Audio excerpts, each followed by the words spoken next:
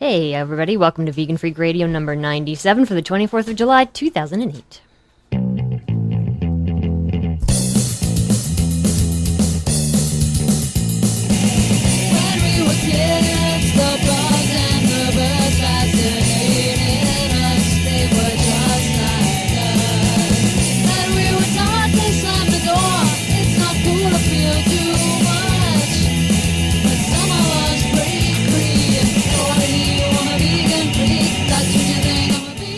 Coming to you from high atop their elite fortress of moral superiority, here are your protein-deficient hosts, Bob and Jenna. Hey everybody, this is Bob. And Jenna. And it's a rainy day around the fortress.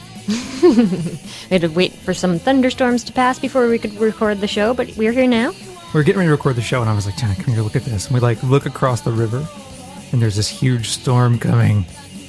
So. Yeah, and since our power tends to go out whenever we have bad thunderstorms, we thought, not a good idea to start a show and have it get cut out in the middle, So here we are again, back for another week of Vegan Freak Radio. We got a couple things for you today. We're going to do emails instead of voicemails today, and we have a couple stories to talk about, and normal ranty vegan freak crap coming at you. Hey, Yep. what are you doing down there? I think she's got... She got a tennis ball. Oh, no, she wants to play. You picked the wrong time to play, Em. A couple quick things I want to talk about here. We redid our Vegan Freak website. So we're over at veganfreak.com. We redesigned the site. And we moved our blog over there to blog.veganfreak.com. And my goal is to blog more regularly over there. We started blogging back in about 2005, before we even started doing a podcast. And a lot of those original entries are up there. So there's a couple of years worth of stuff there, but not a ton. But I want to get back into it more regularly and in advance of the second edition of our book, which is coming at some point in the next couple months. Mm-hmm. So anyway, go check it out, blog.veganfreak.com. There may be some interesting things there. Speaking of the blog, though, I received an email from the Vegan Wookie today, and I wrote a blog entry about this, and he has... the email begins, "Holy fucking shit, Batman. Dear Bob and John, I haven't slept for 2 nights in a row and was barely functioning this morning after finishing a marathon session for work. That is, until I read that PETA was actively encouraging people to eat at a KFC in Canada. WTF. Now my perfect vegan blood pressure is through the roof." So that's from the Vegan Wookie. And if you go to our website at blog.veganfreak.com, you can read exactly what he's talking about. What he's saying, though, is PETA has hired the lettuce ladies. This is their term, not mine. The lettuce ladies, right? Who wear little leaves of lettuce over their naughty bits. Oh, boy. And they're going to hand out free samples of the vegetarian chicken that KFC in Canada is selling. So they're actively encouraging people to go eat there. You didn't even read the blog entry. I didn't get around to it. I was too busy doing other stuff. It's your own blog. You don't even read it. You just did it today. I know. I'm just teasing you. Yeah. So they're I mean, how much more shameless could it get? Yeah, really. It's like you're advertising for PETA now. Advertising for KFC now, PETA. What the fuck? So, anyway, they're over there. They were there doing that. I bet those sandwiches aren't even vegan, actually. The bread, I doubt the bread's vegan. They probably have mayo on them. I doubt they're vegan.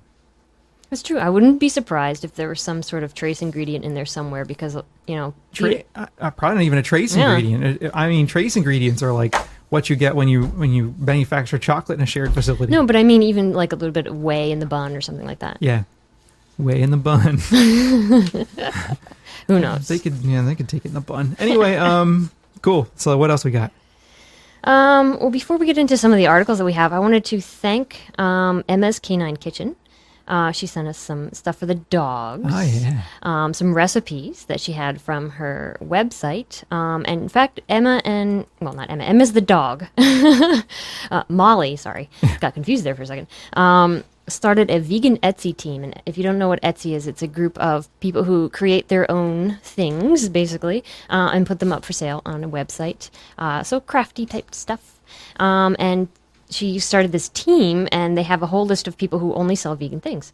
And it's at veganetsy.blogspot.com. You can get the whole list there. Cool. So, sounds good. Cool stuff. And the MS Canine Kitchen has dog treat recipes and stuff that she sells and gives all the profits to Peaceful Prairie. Very nice. Mm-hmm. It's kind of stuff we can get behind. Mm-hmm. Excellent. Okay, so I just wanted to talk about that. Hey, why not? Shall we start with the soy foods? Yeah, a couple people have sent us these articles, and I'm feeling like an idiot now for not having written down their names on these articles. So I apologize for the people that were nice enough to send us these things, and I totally forgot to give you credit for what you deserve credit for. But in any case, I got these 2 articles this week in our email. A couple people had sent me links to these things, and one of them was about, well, actually, they're both about soy, and I think they're really interesting because it's this kind of like Chicken Little Skies Falling type stuff about soy. And whenever you mention veganism, soy always comes up. And anytime you can find any argument against soy, you're finding an argument against veganism, people think, at least. I mean, you don't need to eat soy to be a vegan. But soy is in a wide variety of things, and it's not in just vegan foods, obviously. It's used in almost all manner of processed foods. But vegans do, I mean, depending on the vegan, right? Some Sure. vegans eat quite a lot of soy. So these 2 articles, both, I think, are alarmist approaches to the question of soy. One of them says, eating too much soy may cause memory loss. And this is from foodconsumer.org. And the other one from BBC News says, soy foods reduce sperm numbers. Ruh-roh. So, interesting articles, right? I mean, both cases are pretty scary. Reducing sperm numbers may or may not be scary depending on what you want to do with your life. But eating too much soy causing memory loss, pretty scary. Reducing sperm numbers, also scary if you want to reproduce. So both these things, wow, alarmist, right? And what the BBC one says, a regular diet of even modest amounts of food containing soy may have sperm concentration, suggest scientists. And so the BBC article goes on to say, that the study published in the journal Human Reproduction found 41 million fewer sperm per milliliter of semen after just 1 portion every 2 days. The author said that plant estrogens in foods such as tofu, soy, mince, or milk may interfere with hormonal signals. However, a UK expert stressed that most men in Asia eat more soy-based products with no fertility problems. So interesting, you read on and what you find out is that there are confounding factors in this study. For example, they believe that... Where did I put it? Okay, one of the researchers noticed that overweight or obese men seemed even more prone to the effect, which may reflect the fact that higher levels of body fat can also lead to increased estrogen production in men. And they're very careful to point out that, like I just said, soy consumption in many parts of Asia is significantly higher than even the maximum found in the volunteers who did the study. So they aren't, and in fact, some of the most populous countries in the world are Asian countries. Right. So anyway, what interestingly, the article concludes with this. It says Dr. Ellen Pacey, a senior lecturer in andrology, said that if soy genuinely had a detrimental effect on sperm production, fertility might well be affected in those regions. Those regions. I think he means Asia, and not nether region. Not your nether regions. Fertility might well be affected in your regions, in your nether regions, and there was no evidence that this was the case. Many men are obviously worried about whether their lifestyle or diet could affect their fertility by lowering their sperm count. Estrogenic compounds in food or the environment may have been of concern for a number of years, but we have mostly thought that it was boys exposed in the uterus before birth who were most at risk. We will have to look at adult diet more closely, although the fact that such large parts of the world have soy food as a major part of their diet and don't appear to suffer any greater infertility rates than those on Western diets suggests that any effect is quite small. So that is a very different kind of conclusion to come to at the end of an article than is the headline, which is soy foods reduce sperm numbers. Okay. The next article. Right, but you're not going to read the article if they actually don't have a headline that grabs your attention. Right, if it bleeds, it leads. Exactly. So the next article. Eating too much soy can cause memory loss. Sorry, that's our killer soy sound. I like it. Right. This one says, a new study says that eating... This one I like a lot, actually, because you'll hear why. I hope you'll figure it out on your... Let's play... Let's play critical thinking with Bob. Who here can tell Bob what critical thinking means? Yes. Okay. Eating too much soy may cause memory loss. A new study says that eating too much of some soy products, including tofu, may raise risk of memory loss, a typical symptom of dementia. The study of 719 elderly Indonesians living in urban and rural areas of Java showed that high tofu consumption, at least once a day, was linked with worse memory, particularly significantly in those aged over 68. The study was conducted by researchers at that university, and results were published in the journal Dementias and Geriatric Cognitive Disorders. That must be really exciting reading. The researchers suspected that phytoestrogen may play a role in the worsening of memory. Early studies showed that estrogen therapy doubled the risk of dementia in those over 65.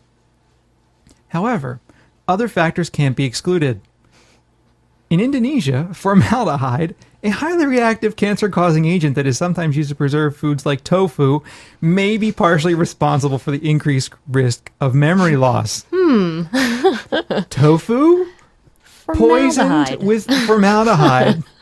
And we're wondering why it's causing problems? Yeah. Formaldehyde. Okay. The study also found somehow fermented tofu was linked to improved memory. Now, fermented tofu is likely not going to need any preservatives because it's fermented. Like tempeh. Well, tempeh's not fermented tofu, though. It's fermented soy, some of it. It's a fermented product, right? But like a fermented tofu is not going to need that, right? Right. So there's probably no formaldehyde in the fermented tofu. Exactly. Whereas the fresh tofu is probably like loaded with some kind of crazy-ass, nasty formaldehyde that came from the asshole of some industrial wasteland. And they're putting it in the tofu, and of course, you eat enough of that, it's going to make you crazy. Okay. Exactly. It also says here that tofu is a popular food used as a major protein source in Asian countries and regarded as a healthy food. Low prevalence of breast cancer in Asia may be attributed to soy products. So that's very interesting, right? I mean, in both cases, we find that there are confounding factors that may, in fact, complicate the portrait of soy being, oh my God, no! Soy's going to kill us. It is. And I think that this is one of the things that we get a lot.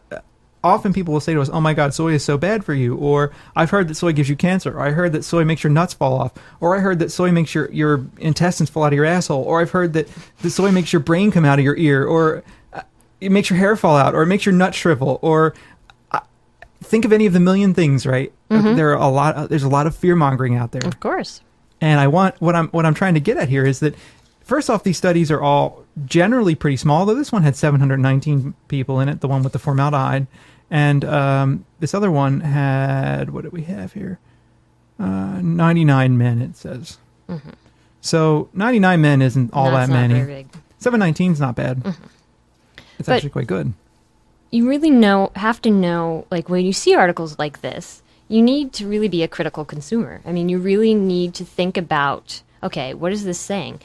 The one article said that soy is linked to, dementia or whatever. Sure. Linked to is not causation. Is not causation. That's right. Correlation is not causation. And anyone who's taken a statistics course, that's one of the major points that you learn. Is just because something is linked does not mean that one causes the other. Well, I mean, the traditional example, example that you end up with, when I teach methods, I talk about this all the time, right? There is a very strong positive correlation between the amount of ice cream sold and the number of murders in American cities. Yep. So on days where there's more ice cream sold, there are also extremely high numbers of murders. Does ice cream make people kill? No, it doesn't. What people say it is linked to is that that hot weather, people get very frustrated in hot weather and they want to kill each other. That I can buy. That sounds like a causative agent to me. Exactly. Right? And more people are outside mingling with each other. That's right. You're outside and someone walks by and steps on your fucking sneakers and you will punch them in the head. So I understand that, right? Like I understand why there's a reason there. The correlation is there. It's a positive correlation. It exists, but there is no causation. Exactly. Ice cream is not causing people to kill. Exactly. And so when you're dealing with these health studies, the reason why you can see so many conflicting articles saying, one article says, oh, fat's good for you, another article says, oh, fat's bad for you, is because there's so many things that could be causing any one result. And you don't know. And so a really good study has to be huge and has to account for all of these things. And that's why I think like the China study, for instance, is excellent because it's a humongous study. It's big. It's huge. And it's across several geographical contexts. And it takes into account different factors and different studies, past studies and things that they know and comes to a conclusion. And it's a solid one. Sure. So... Yeah, and so I also think that this is where in a lot of ways the press goes wrong. I don't actually think doing this research is a bad idea at all. No. I think it's important to do this kind of research and to understand it. But I think it needs to be properly contextualized within the process of what it means to do this kind of research and what science itself is about. So I think all that stuff really needs to be properly understood and explained. And I think it comes down to basic literacy, a basic science literacy, that I think a lot of I mean, I don't know about the rest of the world all that well, but your average American does not have it. No. Because science is dangerous, right? Science Exactly. Science is a tool of the well, what do we call it? Secular humanists, right? Science might make you believe in evolution, although I'll tell you, I don't believe in evolution because it requires no belief. No faith. I don't need faith to believe in Right. it. I don't need not to believe it. I don't need faith to understand it. You know that it occurs. The evidence It's looks knowledge, not belief. The evidence looks pretty good. Yeah. You know, I'd have to say. So, has anyone ever seen that YouTube video? You know, where they you have Kirk Cameron. You know, the guy from what was that? Not Growing, but was it Growing Pains? Mm-hmm. Kirk Cameron, who's talking about he's become a fundamentalist, and he's talking about how okay, cool, like there must be a God because look at a banana. A banana is made for humans to eat. It's a neat little package, and you can peel it. And I'm like, what? Like, you're using a banana to say that God exists? Okay, whatever. Right. But anyway, to get back to the topic of these studies. Yeah. Something that I also wanted to mention was that you really need to pay attention also to who's paying for the study It's true. and what actually the study is looking at. Because a lot of times, like there's this one recent one that Dr. Furman pointed out to on his websites. And it was a study about the Atkins diet, comparing it to other diets. And A, it was paid for by the Atkins Foundation. That's right. And B, was not as black and white as it made it out to be. I mean, Furman points out that, yes, actually some of the stuff that I can say is true because you shouldn't be eating white flour and white sugar. That's right. Because it's bad for you. But that does not mean carbohydrates are evil. It means that you should be eating good carbohydrates. You need carbohydrates to live. Exactly. They fuel your brain. Yeah, they do. Yeah. So it's it's a matter of kind, not all carbohydrates are bad. So there's that. And also, like in comparing different diets, often that either they're not all that different or they'll say, oh, this is a low-fat diet, when actually like 40% of the calories are from fat, which is not a low-fat diet. 10%, yeah, that's low-fat. Well, if you really want to do study like that. But I think sometimes they'll call those like lower-fat Right, diets, exactly. right? Which people translate into low-fat Low-fat, diet, but it's not the same. Yeah, So, and it is 40% probably is lower fat for most Americans. exactly. I mean, Yeah. if you think about the amounts of things that people are eating and all the places that the all that crap is hidden, I mean, yeah. Yeah. So these are the kinds of things that, that come out in articles. And of course, like we just pointed out, the newspapers are going to pick the headlines that sound great. That's right. And really, the issue is a lot more complicated. And they don't necessarily always give you all the information you need to know. Yep.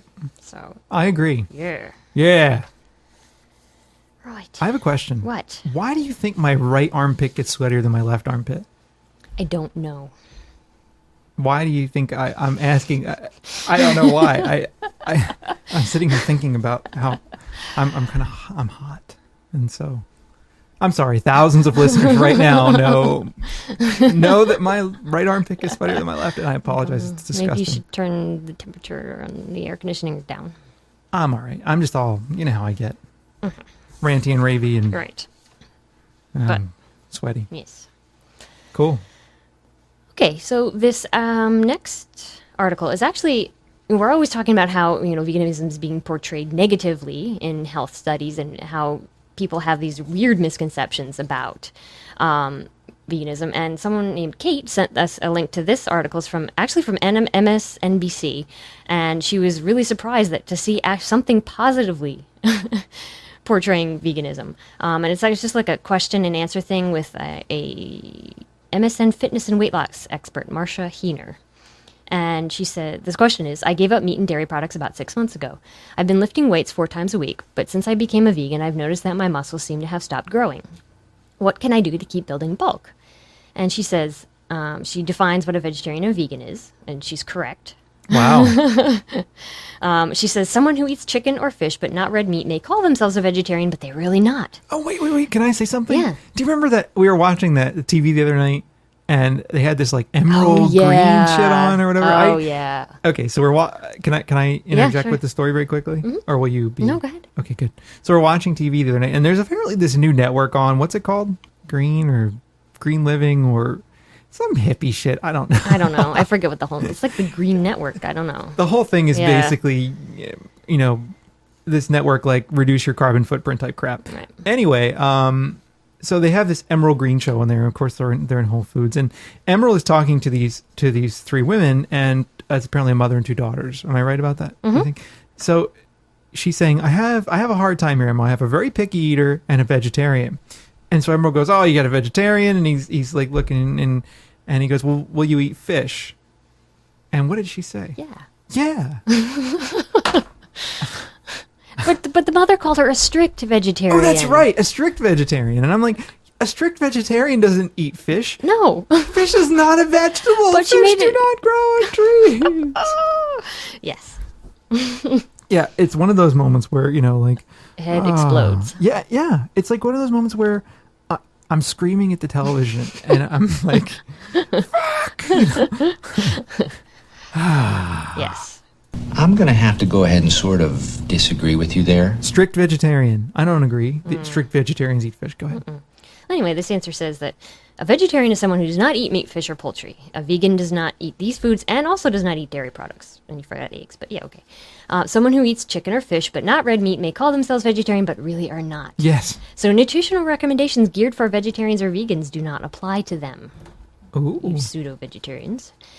There is often a false assumption that people who cut out these types of animal foods are lacking in nutrition. In fact, a large body of research shows that people who eat plant-based diets are healthier. Typically, vegetarians and vegans are more conscious of healthy foods and tend to make more healthful eating choices.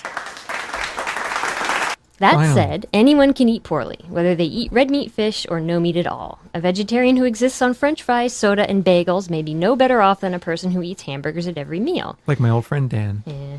A meat eater, or someone who eats chicken but not red meat, can fail to eat adequate amounts of vegetable or fruit, but so can a vegetarian, especially one who lives on fast food or processed foods. Some people, particularly women, may become vegetarian or vegan not for health or ethical reasons, but because they're trying to restrict eating. In this case, they may be developing eating disorders and be low in many nutrients. It has nothing to do with the fact that they are vegetarian and everything to do with the fact that they have psychological or emotional issues that are affecting their diet choices. Sounds kind of familiar. It does. These are the kinds of things that we say all the time, and it's so nice to see someone else saying them. But it's interesting, too, that one of the best-selling books about veganism, actually, it sells veganism as a body image issue. Yeah. Which I think is troubling. Very troubling. But, whatever. Right. I'm just an asshole. But it's so nice to see someone saying this. I need to thank you, Martisha. Or I think it's Martisha. Yeah, Martisha. Thank you. For putting this out there.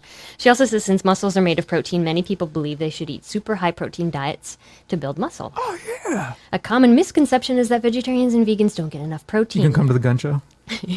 This stems from the false assumption that protein exists only in meats, chicken, and fish. You feel my pipes?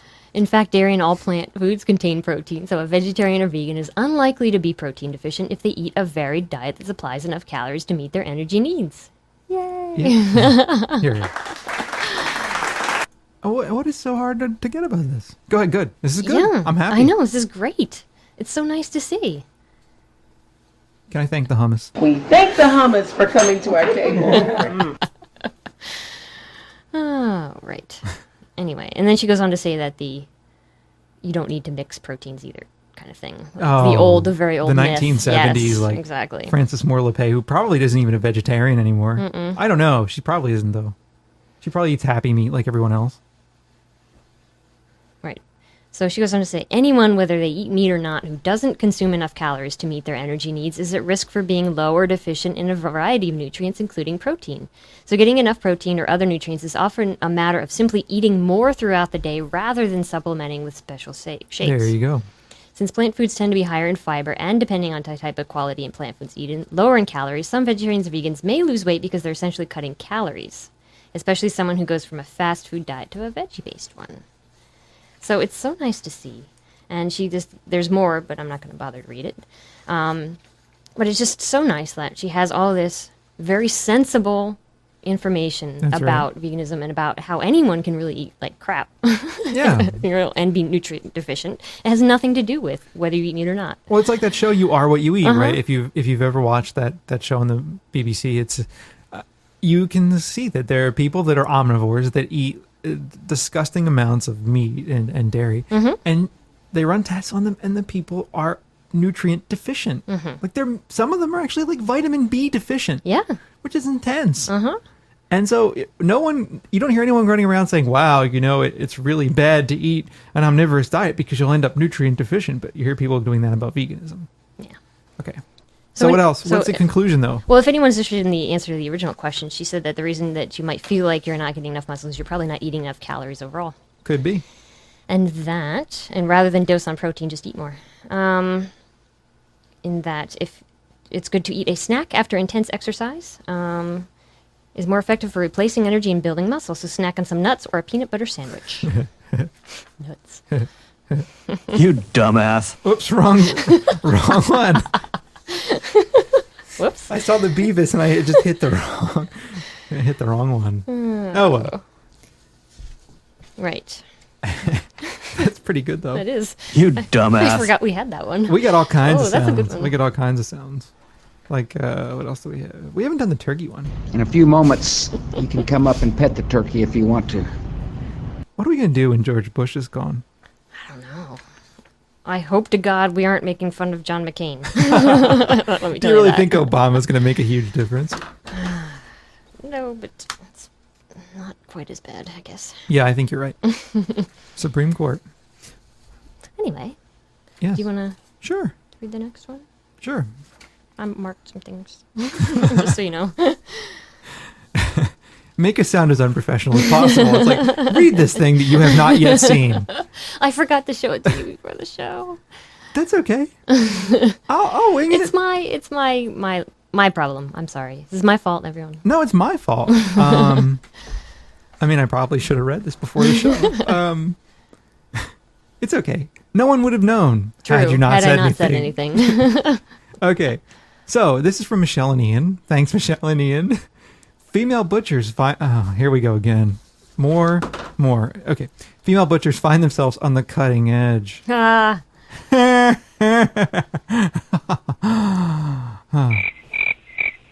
Okay. So,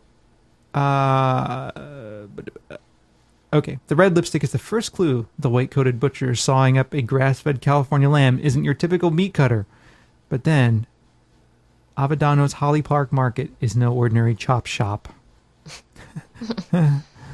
Tucked into San Francisco's funky Bernal Heights district, the store, which opened in 1901 as Cicero's Meats, has an old-time look with its restored period fixtures and black and white photos.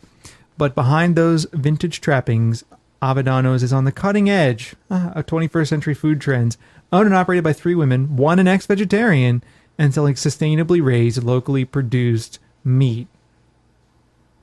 I want to drop a turd on their doorstep. People are surprised when they find 3 women were owning the shop, says Tina Harrison, who along with Melanie Eisman and Angela Wilson took over Avedano's a year ago. We've gotten a lot of looks from people who are a little bit like, well, who's your boss? Who's running the show back there? I'm telling you, man, this is definitely a step ahead. Oh yeah, this is, we need to make more women butchers because it's manly and it's okay that we're making strides there. That's right. Breaking into that shattering that glass ceiling. Anyway, so basically what they're saying is there's this part about the reformed vegetarian, and all 3 of them are still working their day jobs, and they rotate their hours working at this butchery. So one of them is an executive chef, and one of them runs a landscaping business. Another one runs a wholesale tea company. For Eisman, who was working the cash register on a recent sunny day, ringing up meat as well as the vegetables and dry goods the store stocks, Avedano's is a world she thought she'd renounced. I never dreamed I would own a butcher shop, Eisman says, adding with a laugh. It's still kind of surreal. I was vegetarian for 15 years. She started eating meat again about 6 years ago, but not indiscriminately. Oh, no, not indiscriminately, of course. Looking for sustainably raised and humanely slaughtered happy meat. Harrison is the one most likely to be wielding the handsaw and boning knife and hoisting sides of beef onto the overhead hooks and pulley system that takes meat from the shop to the meat locker. As a chef, she's been cutting steaks for 10 years. This is the part that I think is the most disgusting as I read ahead. Butchering is primal. It's really primal, she says. One of my favorite stories is this butcher that we hired. We were sawing a veal in half, and you were sawing a veal in half, not... No, you were sawing a cow. That's right. A calf. A calf, yeah. And I was holding the legs, and he was sawing it in half. I felt like I was a cave woman or something. It was pretty awesome. Do you care to add anything to that? What is so awesome about being a cave woman? I don't know. I mean, I'd like to think that the human species has at least progressed a little since I then. have to go ahead and sort of disagree with you there. Yeah, cave women had it so great. Oh, yeah. Like basically your purpose is to gather food and have babies. And that's it. Could be. And could be. you die early. Yeah. In your And- 30s, if yeah, you're lucky. if you're lucky. And yeah, it's just, and you're ripping meat apart. Apparently that was great. Sounds like fun. I think people are fucked in the head. Anyway, so let's see. A recent customer was neighborhood resident Michelle Alessandro, who stopped by while her children played on the sidewalk. This is pretty much the only place we buy meat, she said. We were all sort of deciding to go vegetarian, and her husband was having a hard time with it, and he was, all right, I'm going to go humanely raised, humanely slaughtered animals. For a while, that meant finding a place to shop downtown, so when Avocados opened, we were very excited. And again, we see, yet again, more evidence that happy motherfucking meat makes people not go vegetarian or even vegan. Exactly. They recognize it as an alternative. Mm-hmm. And it's not. Nope. I mean, in their heads it is, but in terms of actually getting to the root of the problem, it's not. How does my head not explode when I talk about this shit? That's what I really don't understand. Like, I just... Yeah, exactly. So there was someone who would have gone vegetarian. Yep. Probably because would have. Because they recognize that there is a problem Yeah. there. Let's be clear. I don't have an issue with raising animals in a more humane manner, right? Whatever that means. Of course. Being nicer to the prisoners before they're slaughtered. I don't have any problem with that. But the problem I have is that when that's represented as somehow the solution to the problem, which is what it is often presented as. Mm-hmm. So, yes. Yes.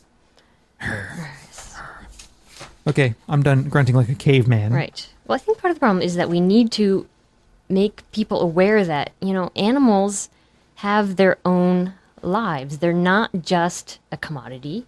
That's right. They are different than an iPod, as you explain in your book. That's right. They don't play music. Well, yeah, they don't. But they breathe, and they have a brain, and they have a nervous system, and they're awfully similar to us. In all the ways that are relevant there. Because we share the same mammalia. Well, even outside of mammalia, right? Exactly. Even insects. Yeah. Anyway. Go ahead. I don't want to get down that road too much, but it's like we see these things that, are okay for us to use for whatever we want. Yep. And so someone named David sent us this article, and it's Teens Craft Earrings from Dead Cicadas. Ew. is the title. This is from the Cape Cod Online. And he requested that we have the Valley Girl. Oh my God, that's not vegan. Do we have that on there? Oh my God, totally not vegan. Where is that? Here. Oh my God, that is totally not vegan. Not at all. That's a good one. I can't believe I didn't even think of that. Well, thank you for. So anyway, if you go to the link of the article, there's a picture of these earrings that are made of whole dead cicadas, which are pretty big. Yeah, they're big. Why would you want whole dead cicadas hanging from your ears?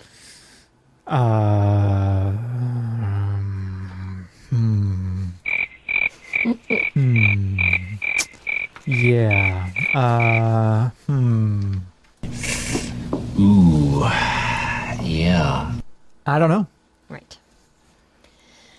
So anyway, there's just like a couple quotes that I wanted to point out from this article about these two people who make these cicada jewelry. Maloney and Cullinan began crafting the pieces in mid-June after Cullinan's mother suggested the idea.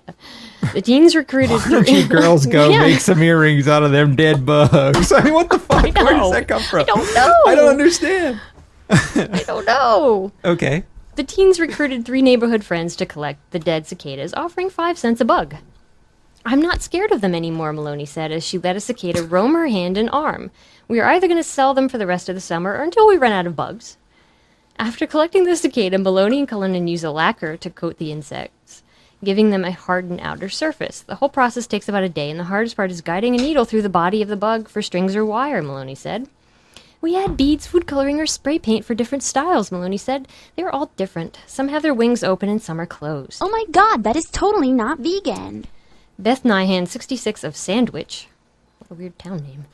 Bought a pair for herself and one for her sister.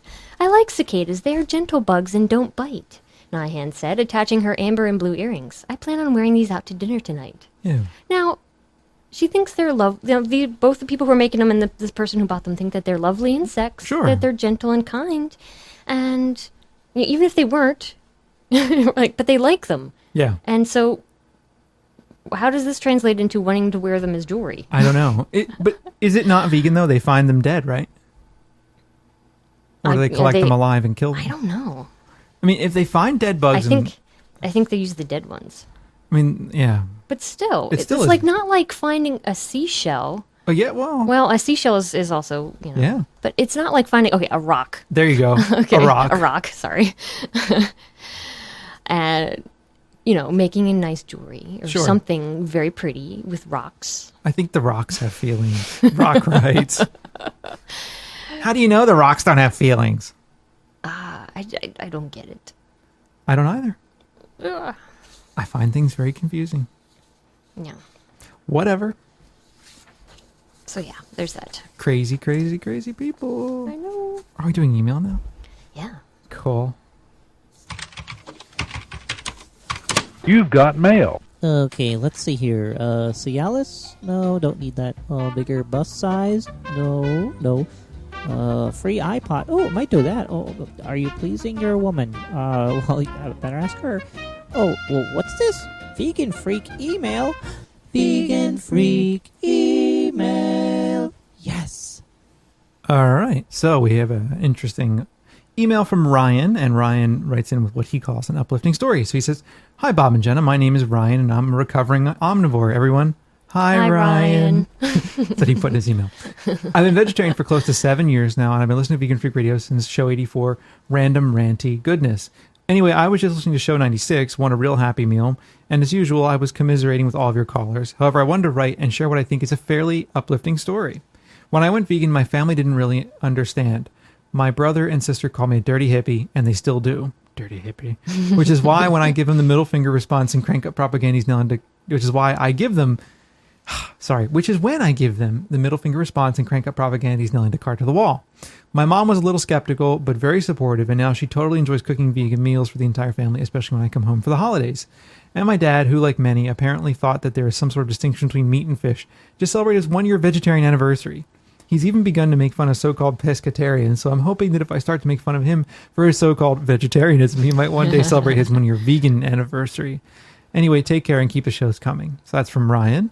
And that's an excellent story. I mean, and I think, you kind of hang in there, just live your life well. And we always say this, but I think it's really true that if you live your life well as a vegan, that it is the best advertisement. Exactly. And I like sharing these kind of uplifting stories that people send us or call in with us because they show different ways that people have, come to these states of being with their That's right. families. So it's really nice to see. And this one's also kind of uplifting. It's from Alicia. She says, "Hey, vegan freaks, I stumbled on your page on accident, and boy, am I happy that I did. I share many of the same views as you two, including what you said about the quote-unquote victory for PETA over KFC. I cannot really share any story about converting to veganism since I was actually raised as one and only became vegetarian after a stressful move when I was 6. And, you're 6. That's insane. Because when you're 6, you don't know. Sure. And we didn't know many vegans to help us find substitutes for animal products. And recently I decided to go back at age 15 as somewhat of a way to rebel against my father, the only meat eater in my family, excluding my brother who occasionally eats chicken ramen, and to rebel against the state of Wisconsin I'm currently living in. Then I learned about the exploitation of animals, and seeing as I am a true animal lover, I used that to help fuel myself back into veganism. That's awesome. Cool. I gotta say that being raised without meat my whole life and dairy for almost half my life really makes a big difference. A lot of people don't understand how I could have ended up the way I am with a meat-eating father, but that's simple. He couldn't find a reason to feed it to me after I was born healthier than my doctors had ever seen. This healthiness might also be due to my mom's natural pregnancy, but meh. My brother and I continued to boggle everyone's minds as we continued to grow up, and my brother started reading before age 1 and was understanding some 4th grade materials and an IQ test when I was only in first grade. Anyway, I love how your podcast really speaks the truth about veganism, including on how easy it can be to avoid animal products in your food once you know what you're doing. Growing up, I never thought twice about going to Taco Bell and asking them to replace the beef with beans, and it wasn't until I was questioned about it in 6th grade that I realized that it was almost unheard of to many people to meet someone that was raised as I was. But thankfully, by the time 7th grade rolled around, I'd gotten rid of the peer pressure and left my contemplations about becoming a meat eater behind, and went on happily declaring that I was vegetarian and that I was different. But of course, I feel even happier to declare my preferred diet now that I'm a vegan. I don't find it hard to deal with meat eaters on regular occasions. When the subject of diets or lifestyles doesn't come up, I can usually get along with most of them. But it doesn't break my heart to see them gorging themselves on meat foods like hamburgers and steaks. The hardest problem I have had is, for example, at a barbecue, my mother and I will politely tell the host or whoever is offering us meat that we're not interested, usually with a "thank you, but no thanks," or "we already ate." When they ask why, or without them even speaking a word, my father will usually put in with the rude comment of, "Oh, they're vegetarians, you know how they are." By now I've learned to ignore his rude comments, seeing as he is my father, and taking attitude with him would only backfire on me. But sometimes it can really piss me off that he does that. But I've sort of got my revenge because now my father has to eat a lot of vegetarian and vegan meals because he recently found out that meat makes him sick most of the time. He still has shrimp and fish in the freezer with, I believe, some beef in the fridge. Pork has always caused him bad and really gross problems. Ew. But my mother, being the very supportive ex-vegan she is, she hardly eats any animal products on a daily basis, though, has kept the meat away from my vegan foods. Anyways, that was pretty long. Sorry about that. I'd just like to finish up this email with a quick thanks for making the podcast and some major props for going vegan. I know it's a diet that really helps a person learn to be nicer to animals, and I strongly believe it helps calm attitudes. I've been pretty mellow since I went vegan, which is great news because now my cats can't seem to spend enough time with me. Cool. So that's from Alicia. Well, that's a nice email. Yeah. So it's good to see, again, different ways of dealing with parents and other people. And Absolutely. yeah, I mean, a lot of times with the rude comments, if you ignore them, they'll just go away. Sometimes. Sometimes. It depends on the people, but I think a lot of people just get a charge out of saying the shit to you. Exactly. And, If you fuel their fire, bad. Yep. I agree, because you give them what they want. Mm-hmm. Absolutely. Although it can be amazingly frustrating. It can be. And I'm always not good at taking my own advice. I know. You surprisingly, actually, you're the one who gets more fired up out of the two of us. Am I right? For that kind of stuff, yeah. I think you do. It annoys me. I understand. I mean, people are doing it just to get a rise out of you. Sure. And, they know it's going to bother you, yet they do it anyway. Well, of course. course. What is up with that? Why do people do that? It's frustrating, isn't it? Yeah, it is. I completely agree with you. It's extremely annoying. Mm-hmm. So are we done with the emails? Uh-huh.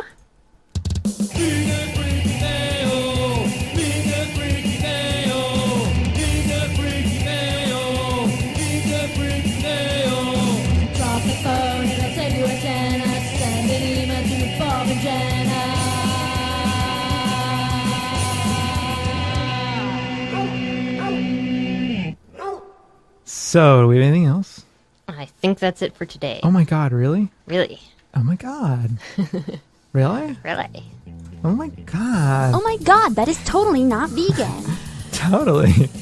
Dogs didn't go berserk today. They didn't. And you know what else happened? Huh. Right before we did the show, I said to Jenna, I bet UPS is going to... I'm expecting a book today. I said, I bet UPS is going to come during the show. And did they? They came right before the show. They came right before we started. It was beautiful. It was. So it was cool. And so we didn't have any interruptions during the show. Yay. That's good. So, I don't know, kind of a shorter show today, but, we've got a variety of things coming. We're going to get Drina on the show at some point soon, and there were some other folks we were talking to about having interviews and various kinds of things. So we're planning things out for you. Yeah, we got a very drunken request to have the Angry Hippie on the show in our voicemail. Oh, that'd be a fun idea, actually, have an interview with the Angry Hippie. Uh-huh. I imagine we could make that happen. I think so. I think we could make that happen if he would be willing to come and slum it over at Vegan Freak Radio. Yeah. I think we can make that happen. He's got a great podcast. So, yeah. I think that's about it, though. I don't know. Go check out our new blog. Put our feed in your reader. Yeah. Check us out on Twitter. Yeah. I'm twitter.com/veganfreak and you're twitter.com/ Leather. Yeah. You probably don't want to tell 8,000 people that, though, do you? Well, that's all right. It's on the blog. So. Yeah, I know. So it's like, Yeah. whatever. Right. So, yeah, that's about it. My legs, I've been sitting on my legs, and now I can't feel them. Uh-oh. Yeah. Have you ever done that? Have you ever sat on your legs and then stood up and then just fallen Yeah. over? Yeah, I haven't. It makes me feel really stupid. Anyway, that's about all. So we're back in next week with another edition of Vegan Freak Radio. Until then, stay vegan and freaky. Adios. Bye.